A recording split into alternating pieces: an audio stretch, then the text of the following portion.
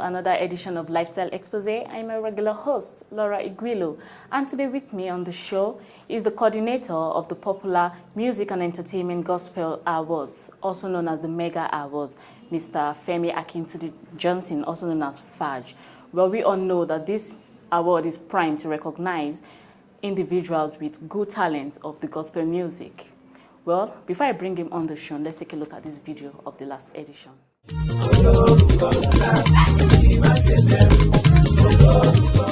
And here is your host. Praise the Lord. I'm going to be laying a few hands on some of you today. And if it's possible, where's Jim Ike? I need to lay hands on Jim Ike here. The nominees for Cover Artwork of the Year: Segun Oluwayomi, Arugbo Ojo Series 3.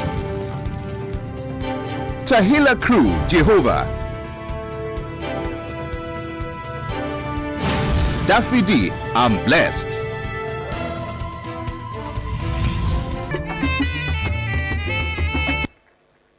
Let's appreciate him. Let's give him a big round of applause. Congratulations.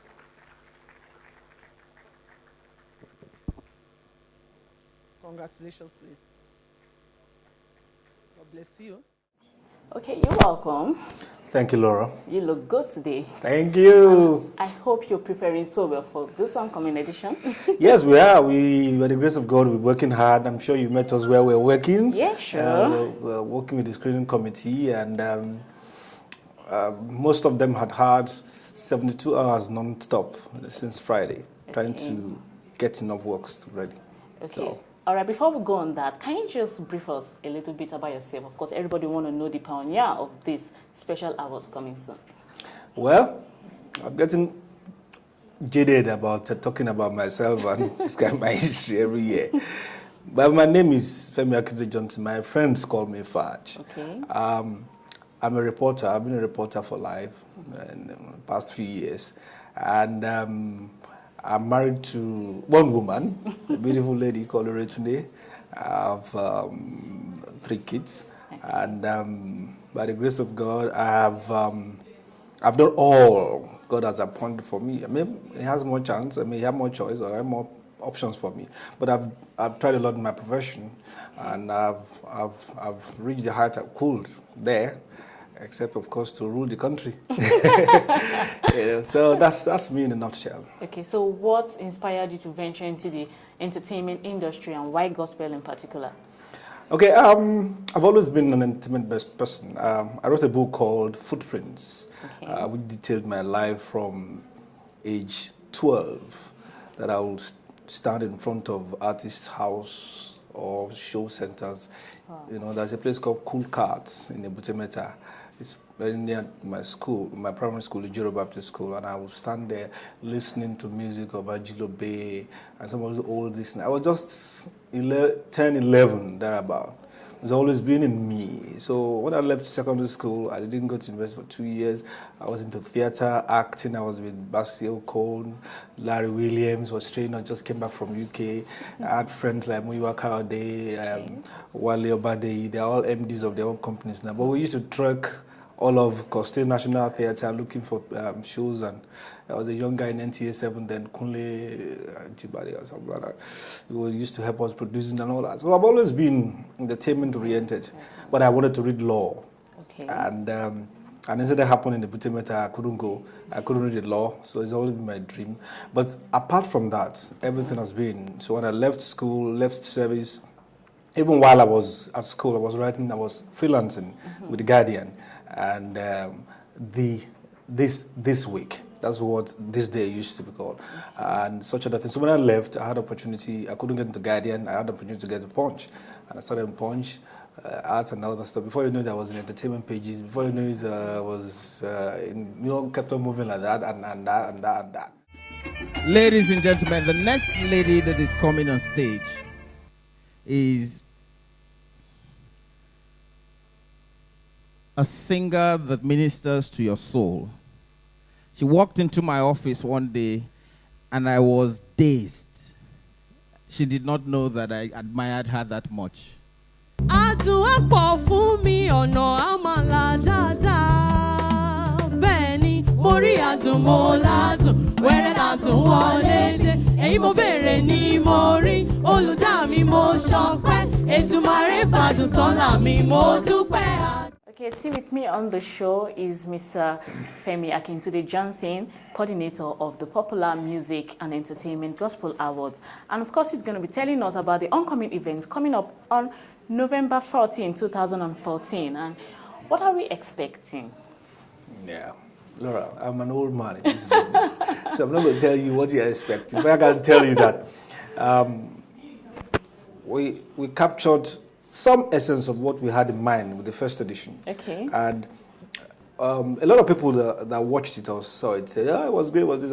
But we knew that we didn't get what we wanted. And so we want to improve that. Okay. It's important that we improve on timing. We must start on time.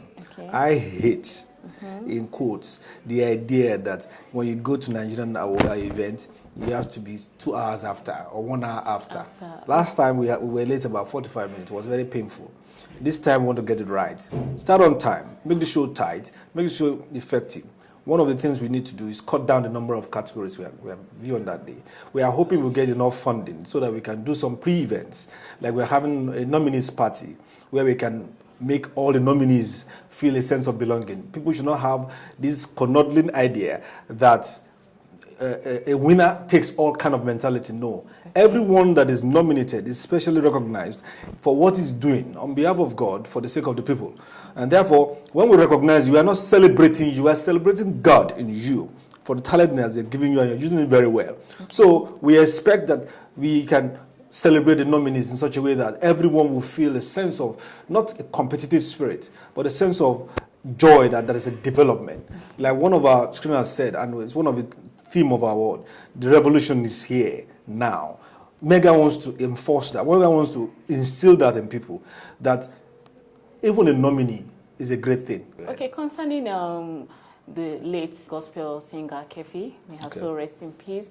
There was a track she released before she died. Okay. With some Kokoroko, whatever music, and she did it with Timaya. The news went around that a lot of churches didn't play that. Yes, they condemned it because a non-gospel artist was featured in that song. Okay. What do you have to say about that? I don't want to go against church leaders and those who said that. Now, the essence of your message and interaction is to convict and touch people and tell them about God. You can't tell sinners that you are a clean person and sinner must change to you. You know, it doesn't always work like that, right? It is easier for them to see that, this guy who used to be a sinner and he has turned. And now he's like a Saul. Saul won more, I'm talking about Apostle Paul. Yeah. He won more soul than everybody. But he started as a Saul, a bad fellow, spiritually speaking. But by the time he had his transformation and all that, he won more soul than all the apostles put together. Right? That's the power of transformational position. Now, a Timaya may not be born again, but is a child of God. You can't deny that. I don't call people secular or whatever, because secular means out of God, outside of God. No, but we are. They just don't know God yet. Now, if a Timaya comes and sings, Timaya fans will be drawn to that music. Now, what is the message that Timaya on that stage, as he's standing with the gospel, what message is he giving? If he's talking about these same things then that's nonsense. Okay, so lastly now, are you trying to say you support gospel artists being signed under a non-gospel record label? I've told people, if you want to serve God and God alone, do your music and share it to the children of God. Okay. You can't play music and put it in cassette and send it to a distributor and expect it to sell. Why do you expect the money to come to you? No, stop the hypocrisy. The man carrying MI, Wazo, Waje, and all these other people is the same one that's going to carry your album. So first and foremost, make sure your production is very good. Okay. Make sure your management is very good. Because, see, one of the things you are doing in glorifying God is that you are also feeding yourself. If you want to devote it as a sacrifice and a ministry to God, great. There are room for that and there are offices in that area. And you will be blessed mightily for it. But if the talent God has given you, and by it you will eat, get a good management. So far, someone is not managing an evil person. Because you don't know who is following God. You don't write in the head. It's a private matter entirely. So if, for instance, this chap, Wellington's board, EME or something like that, wants to sign you, study who is the man. Is he a good person? Not that is he a Christian. Is he a good person? Perfect. Does he conduct his business well? Because what you're involved in is a business relationship. Now, you are coming to this with a kingdom mentality about how to do business. You don't cut corners, you don't do this. You let your principle stay. Your principle meet his principle. If you are agreeable, you will work. If not, you will go your separate ways because you can't stand certain things. You can't run away. Or else, for instance, you have a multi-million-dollar company and you begin to look at all your staff that come in, they must be creating and this thing. You're going to run aground. God will beat you at the end of the day for being stupid with the resources he has given you, not using it with wisdom. Because this children of the one they are serpents. Yeah. We have to be smarter than them. Now, this smartness is not about being wicked towards them. It's that you show through the grace of God in you that there is wisdom of man. The wisdom of man is foolishness to God. And you are the repository of his wisdom. And what you bring out will show forth that, wow, indeed, God is alive. Wow. Okay, thank you, Mr. Femi Akintunde Johnson. Yeah. Okay, we look forward to seeing you on that day. Okay. And of course, I hope I'm expecting my surprise. You get it. And if people want to know more about the events, how would they get to? Permit me. That's what the first thing I should have said. we right here where you're doing this interview, okay. It's called the screening room for the Mega. It was provided by us by great men, directors of Hotel Supports Limited. Okay. The place called Blue Ribbon. Hotel Continental. Okay. So they've been wonderful and mindful. So since you can't come to the screening room, you can come to the event. We'll still have a lot of things. By mid-August, we'll be going public voting. We call it PV, public voting of pre-nominated works. Okay. So what we're doing here is to collate what the screeners have done for the body of judges. Okay. That will happen they will start work at the end of this month. And when they finish work, we'll go to the public voting. In the public voting, you need to contact the website or the short code that we provide. Our website is www.megawards, one A in the middle, megawards.org. Okay. You can get us there. You can also get us on Facebook, www.facebook.com/megawards. It's going to be a radio show. 1 or 2 radio stations we carry it live so that people can enjoy. Most people have not heard 80% of this music. Music is underutilized, underused, what have you. So there are hundreds of music that people can enjoy, and they are wonderful music. Okay. Wonderful. All right. Thank you very much, Mr. Tunde. Thank you. Okay.